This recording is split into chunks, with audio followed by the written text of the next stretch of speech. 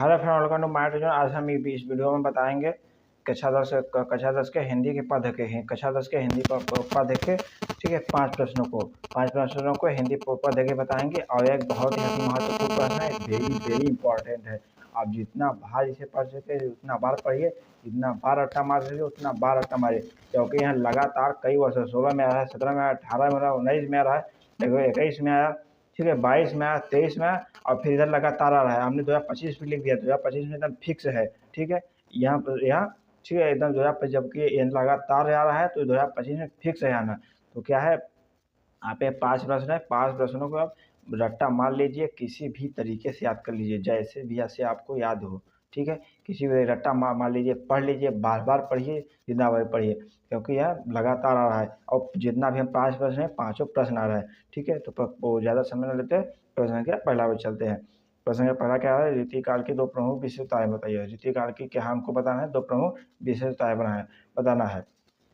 तो हमने 2 लिख के कि हमने क्या लिखा है, 2 के 4 लिखा है, तो आप चारों में से कोई भी आप क्या है याद कर लीजिएगा। आश्रयदाताओं की प्रशंसा पहला है, दूसरा क्या है कला पक्ष की प्रधानता, तीसरा क्या है श्रृंगार की प्रधानता, और चौथा क्या है रीति ग्रंथों का निर्माण। से हमारे चैनल पर नया हो, चैनल को सब्सक्राइब करिए, वीडियो को लाइक करिए, क्योंकि ऐसे ही लेटेस्ट हम इम्पोर्टेंट प्रश्नों को हम इस वीडियो पर और चैनल पर अपलोड करते रहते हैं, ठीक है।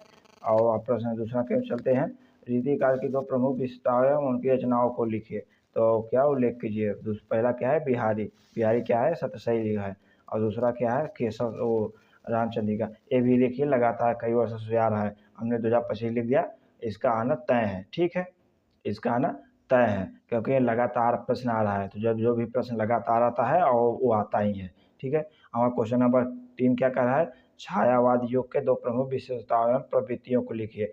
छायावाद के 2 प्रमुख विशेषताओं प्रवृत्तियों को लिखिए। तो पहला क्या है व्यक्तिगत की प्रधानता, और दूसरा क्या है चिंतन की प्रधानता, और तो पहला यहाँ पे और पहला दूसरा क्या है, तीसरा क्या है सौंदर्य की भावना, और उसे प्राकृतिक का मानवीयकरण, ठीक है। प्रश्न का चौथा क्या है, प्रश्न क्या हमारा चौथा क्या है, प्रयोगवादी की प्रमुख 2 कविता के 2 प्रमुख विशेषताओं की प्रवृत्तियों का उल्लेख कीजिए, ठीक है।